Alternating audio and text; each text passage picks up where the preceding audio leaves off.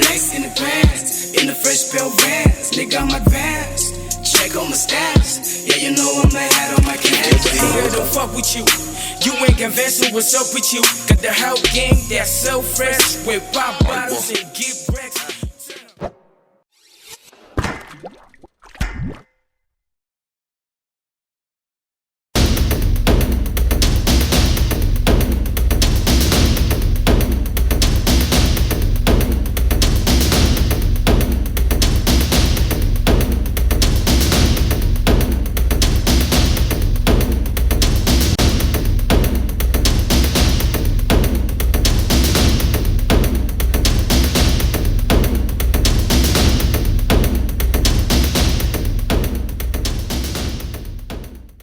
Yo, what's up, world? What's up, Zimbabwe? Today I'm chilling with my big brother, Sebastien Summerfield. So, Saba, I've got some few questions for you. You cool with me asking questions? 100%. So, my first question is, where did you grow up? So yeah, I was born and raised in Zimbabwe. I actually grew up close to the legends here. I grew up in Newlands.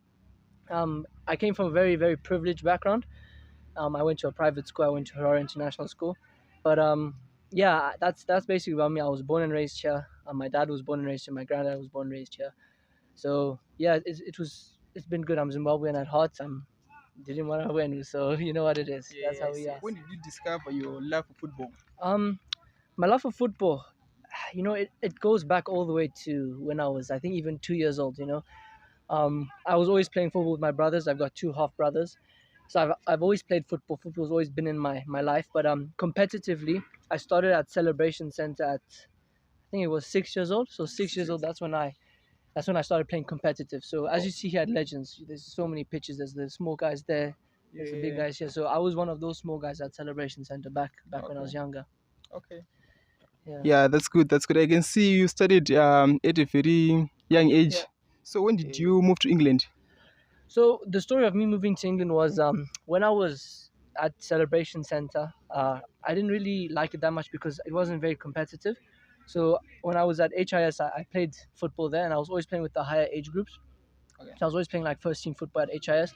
And then I think it was around when I was 12 years old, I moved here to Legends. So when I was 12, I was actually on this very pitch, which it was really cool that we chose to be here today. But yeah, this is where I started my real competitive journey at 12.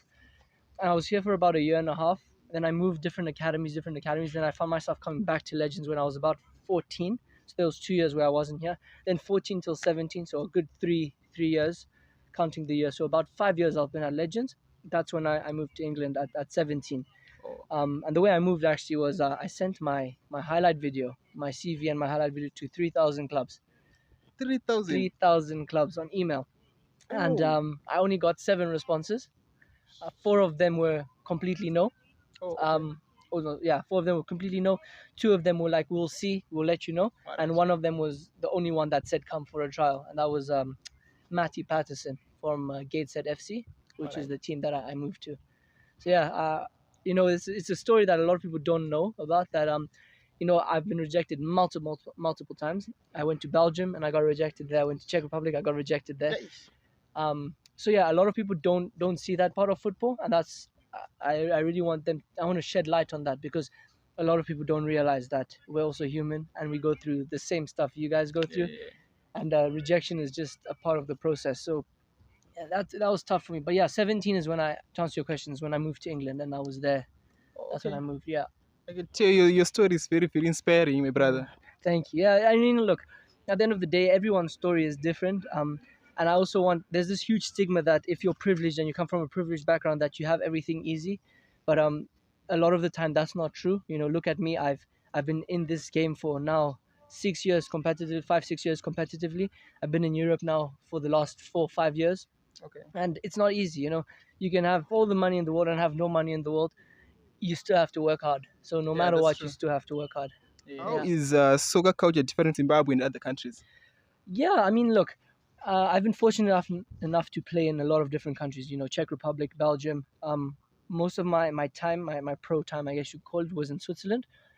The biggest difference, unfortunately, I can say, is the development in the grassroots and the youth.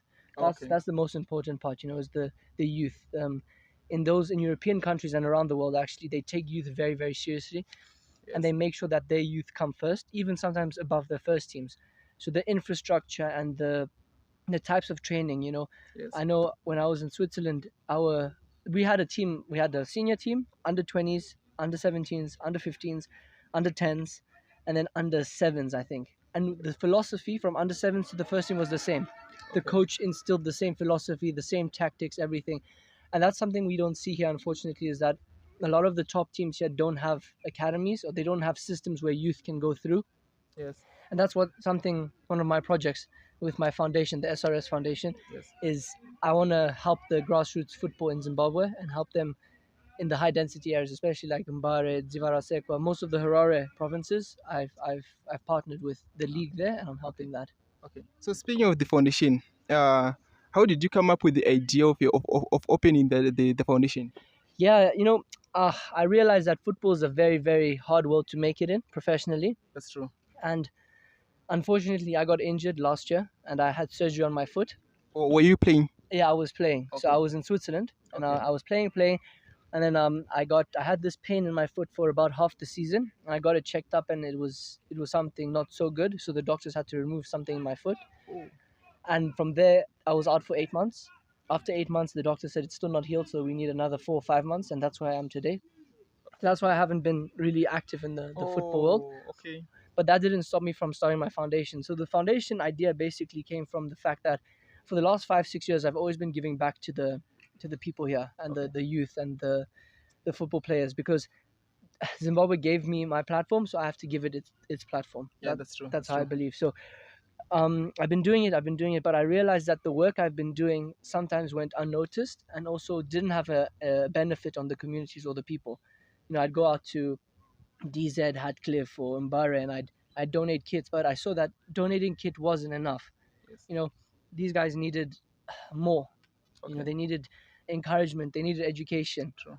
So that's when I decided, look, I'm gonna start my foundation, and I started the foundation now recently, Okay. and now it's a legitimate foundation where I'm gonna be the voice for the voiceless. I'm gonna be the guy that they need.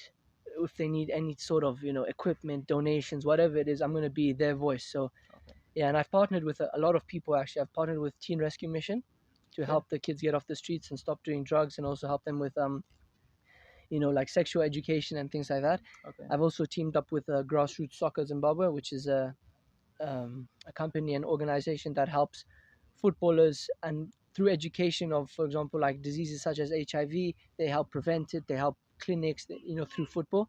Okay. And the other partnership I have is with Harare Province's Junior Development Football League, which is a football league that has 32 teams in and around the Harare province, and they have over 3,000 players. So indirectly, the work I'm doing is benefiting 3,000 players. Okay.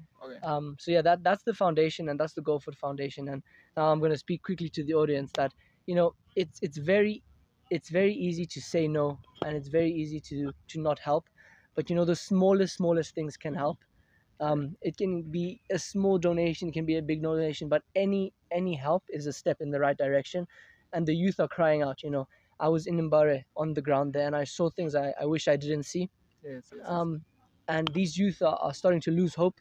The coaches are starting to lose hope. The people, the community are starting to lose hope. But we need to make sure that their hope is never lost, and that they know that they still have an opportunity. Okay. Yeah, thanks for that. What's the plan for the future, Saba? So for me, on a personal level, Yeah. I think that my plan is I want to play for the Warriors, the senior team. Okay. So I've been in the system. I went to under 17. I didn't make the final cut, but I was at the trials. I went to under 20. I went to Kosafa, so I represented Zimbabwe. Oh, okay. So I played national team. But I think the goal, personally, is to go to the senior Warriors. And then on a bigger scale, I'd like to build some football pitches in all the high density areas. Yesterday I was in Hatcliffe, and I saw that these guys don't even have any patch of grass. It's just dust and sand and rock. And no kid should be playing on that type of surface if they wanna make it pro. But unfortunately, because of how the things are here, that's how it is. But I'm gonna take the conscious decision to try help. I'm gonna try get sponsors. I'm trying to get different opportunities and partners that can help build these football pitches, because indirectly by building a football pitch, it takes kids off the street. Yeah. Football, especially football and sport, has the power to change a community. And True. we've got the likes of Sadio Mane, how he's Yeah. changed his village in Senegal.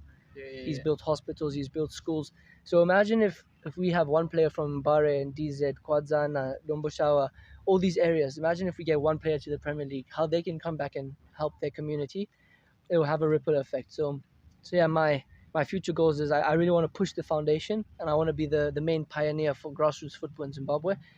And on a personal level, as I said, I do want to play for the Warriors, and I'm hoping to take to the World Cup. That's the big goal, Yeah, the World Cup for the Warriors. For sure. That would absolutely So, happen. yeah. I want to know, Seba.